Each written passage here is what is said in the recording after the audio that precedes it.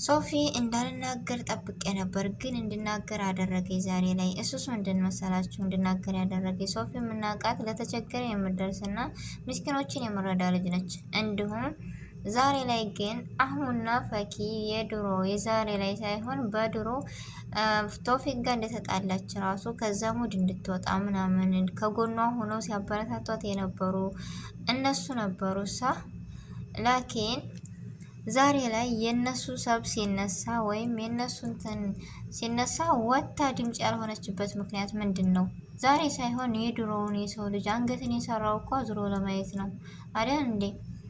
እኔ ጠብቄያን ነበር ቪዲዮ ትሰራለች ምናምን ብዬ ነበር። ምክንያቱም እንዳልኳችሁ እየተቸገረን የምትረዳና ቅልብ እንዳለ ታውቃለሁ።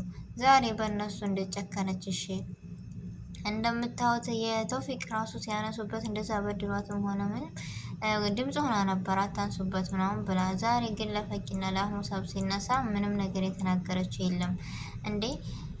በመጀመሪያ አሰላሙ አለይኩም ወራህመቱላሂ ወበረካቱ። ውድና የተከበራችሁ ወደ ቻናሌ ቤተሰቦች እንዴት ናችሁ? ደህና ናችሁ? ከኔ ጋር አልሐምዱሊላህ። እንደውም ወደ ኢትዮጵያውያኖች በያላችሁበት ሰላማችሁ ይብዛ። ሀገራችንን አላህ ሰላሟን አንድነቷን ይመልስልን። ሁላችንን በዱዓ እንበርታ ውድ ቤተሰቦቼ እና ለዚህ ቤት አዲስ የሆናችሁ ደግሞ ሰብስክራይብ ማድረጋችሁን እንዳትረሱ። አይከፈልበትም። አበረታቱኝ። ከመዳም ቤት አውጡኝ፣ ከመዳም ቅመምነት አውጡኝ ውድ ቤተሰቦቼ። ነባር ቤተሰቦች ደግሞ ስለምሰጡኝ አስተያየት እና ስለምታበረታቱ ከጎን የሆናችሁ እጅግ ከልብ አመሰግናለሁ። እና ዛሬ የመጣሁበት ቪዲዮ ልሰራ የተቸገርኩበት ነገር ምን መሰላችሁ? አንዳንድ ጊዜ ዝም ብላችሁ በቃ ሶፊን ጠብቂያት ነበር ዛሬ ነገ ድምፅ ትሆናለች ምናምን እያልኩ ያው በተፈጠረው ነገር ባለፈው እዚህ ጋር ሁላቸውንም ሂዲያ ይስጣቸው ይስጠን ነው የምለው። ሁሉም ሶሻል ሚዲያ ተጠቃሚ በነገራችን ላይ ወዴት እንደምናመራ አሁን ላይ በጣም ከብዷል ጊዜው ማለት ነው። ስለዚህ ምንድን ነው የሚደረገው? ለሁላችንም ዱዓ ያሸናል። አላህ ሂዳያ ይስጠን፣ ቀልባችንን ማንነታችንን ወደ ራሳችን ይመልስልን ነው የምንለውና ባለፈው በተሰራው ቪዲዮ አህሙና ፈኪ ያው ሼህ ሙአዝም እንዳያችሁት ኡስታዝ ሙአዝ ሰብስክራይባቸውን አንሱ ምናምን ብሎ ነበር። እርግጥ ትክክል ነው፣ ምክንያቱም የሚያመራው ትውልድ ምን አይነት ነው በማለት ግን እኛ ምንድን ነው ያደረግነው? ይህ ሶፊን እየደገፍን ግማሾቻችን ከፊሉ ማለት ነው፣ ሁሉንም አይደለም። ያሁን የፈቂ ሰብ ተነስቷል።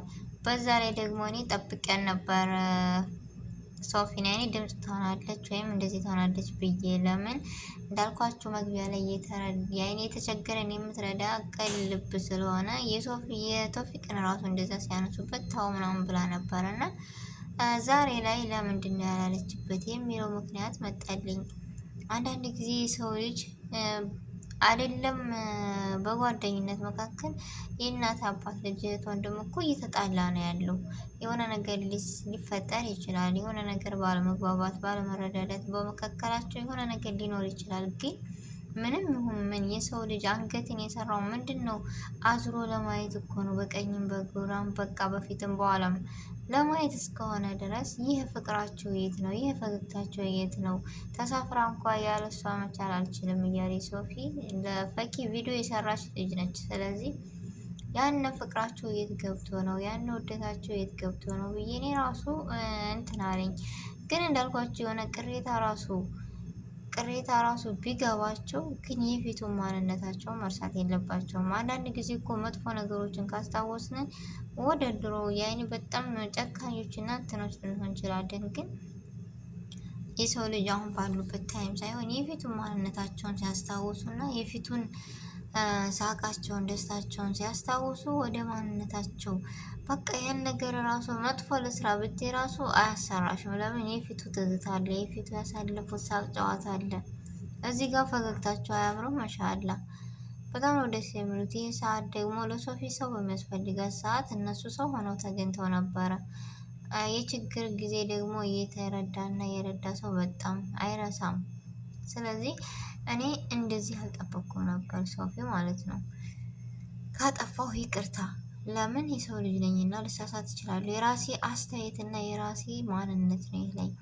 ምክንያቱም አንዳንድ ጊዜ እንዳልኳችሁ በጓደኝነት መካከል ብዙ ነገር አለ። ደግሞ ጓደኝነት ማለት ለገባው ሰው አላህ ላደረው በቃ ሀዘንንም መከራንም በቃ በደስታም ሁሉም ነገር ከጎን ሲሆን ነውና ደግሞ በመካከል የሆነ ነገር ሊፈጠር ይችላል። መራራቅ ይመጣል። ግን የሆነ አንዳንድ ጊዜ መቸነፍ የሚባል ነገር አለ። ሰምተን እንዳልሰማን በቃ በምክክር በንግግር የሚፈታን ነገር ዝም ብለን እንይዘዋለን። እንደዛ መሆን የለበትም። ግን ሶፊና ፈኪ እንደ ማንነታቸው እንደ ድሯቸው ቢመለሱ ብዬ እኔ ተስፋ አለኝ። ሁሌም ዱዓ አደርግላቸዋለሁ።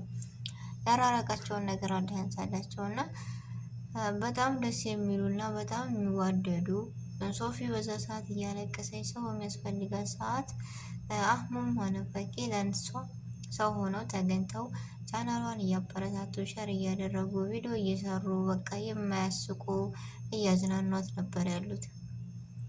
ግን ዛሬ ላይ እሷ ትታ ምንም ነገር ቪዲዮ ላይ ራሱ ባንድ አይመጡ ምናምን ለምን እንደሆነ ውስጣቸውን ባላቅም፣ ግን ሶፊ በተቻለ አቅም እንደማቅሽ እኔ እንጃ ይህን ፈገግታቸውን አይቶ መፍረድ ይችላል የሰው ልጅ ውደታችሁን ያክል እንደሆነ።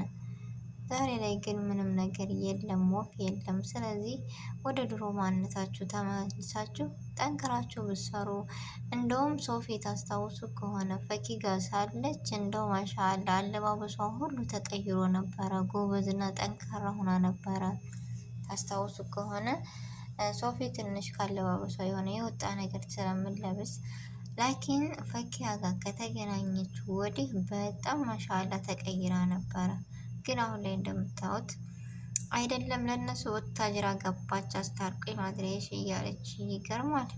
የሰው ልጅ በዚህን ያክል እና አንዳንድ ጊዜ ምን ለማለት ፈልጌ መሰላችሁ? ይህን ሁሉ አንዳንድ ጊዜ መቸነፍ የሚባል ነገር አለ እና የድሮ ማንነታችሁን አስታውሱ። ምንም ጸብ እንኳ ቢመጣ የሆነ መጥፎ ነገር ራሱ ብታስቡ የድሮ ማንነት ሊይዛችሁ ይችላል መቻል አለበት።